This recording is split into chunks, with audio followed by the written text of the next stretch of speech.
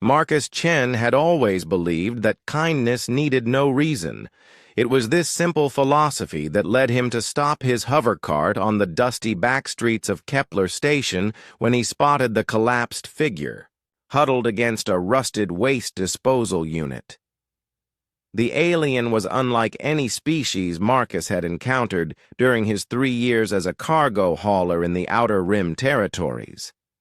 Standing barely 4 feet tall, the creature possessed translucent, pearl-like skin that seemed to shimmer with an inner light, despite its obvious malnourishment.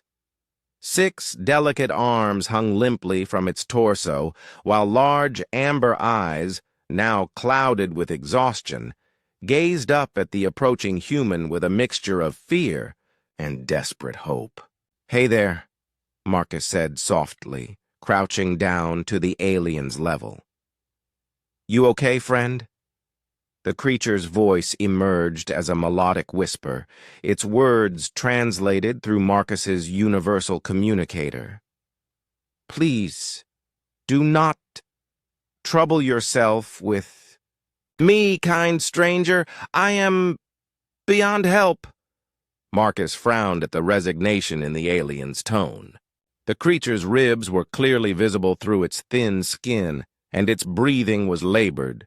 Without hesitation, Marcus scooped the lightweight being into his arms, surprised by how little it weighed, and carried it to his ship. "Name's Marcus," he said, settling the alien onto his spare bunk. "What should I call you?" The amber eyes studied him with an intensity that seemed disproportionate to the creature's weakened state.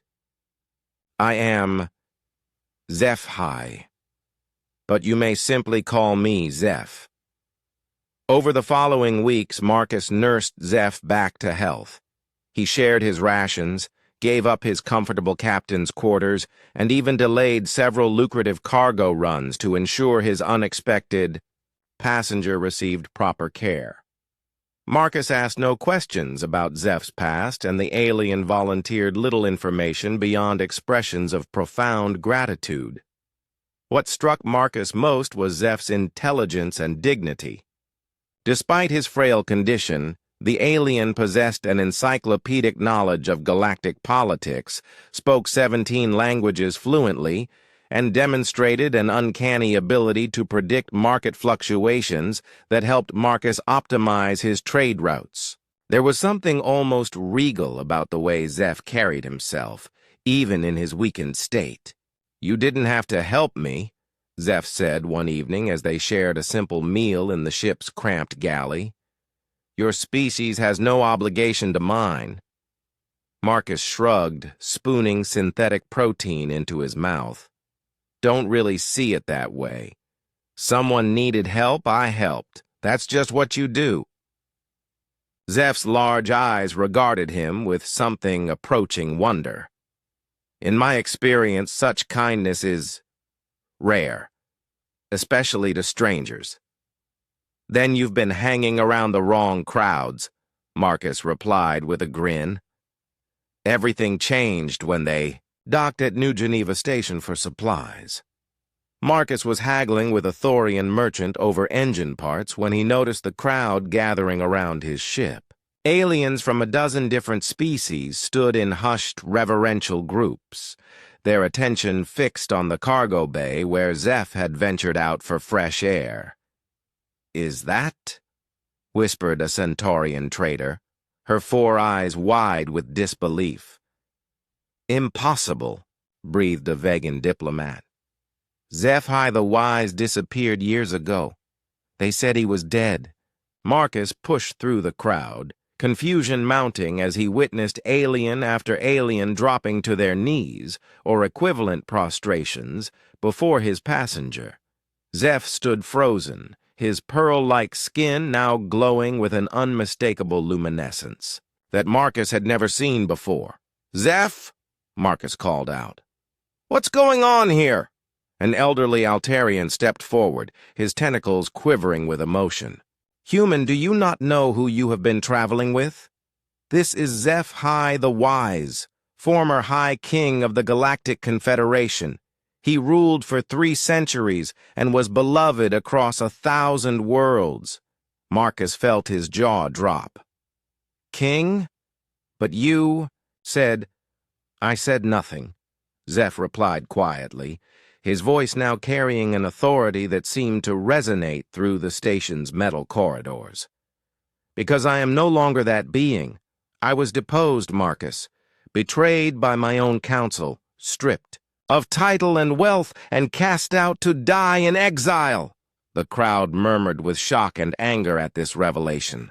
Several aliens began speaking rapidly in their native tongues, and Marcus caught fragments through his translator.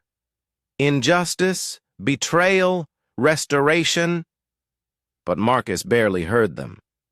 He was staring at Zeph, processing the magnitude of what had happened. You were a king, an actual king, and I just picked you up off the street. Zeph's amber eyes softened. You picked up a dying stranger and showed him kindness without expectation of reward. That act meant more to me than any crown or throne ever could. An Andromedan noble pushed forward from the crowd. Your Majesty, if you would permit us, we could arrange for your restoration. The current regime is unstable, and many sectors remain loyal to your memory. Zeph considered this for a long moment, then turned to Marcus. What do you think, my friend? Should an old king attempt to reclaim his throne? Marcus looked around, at the expectant faces, the hope shining in dozens of alien eyes, then back at Zeph. He thought about the gentle being who had shared quiet conversations over synthetic meals, who had never once mentioned his former status or asked for special treatment. I think, Marcus said slowly, that anyone who rules with the same kindness and wisdom you've shown me would make a pretty good king. Zeph's luminescence brightened, and for the first time since Marcus had known him, the alien truly smiled. Then perhaps it is time for this old king to remember what leadership truly means. As the crowd erupted in celebration, Marcus reflected on the strange turns life could take. He had saved a stranger out of simple human decency, never imagining that act of kindness would help restore a beloved ruler to his people.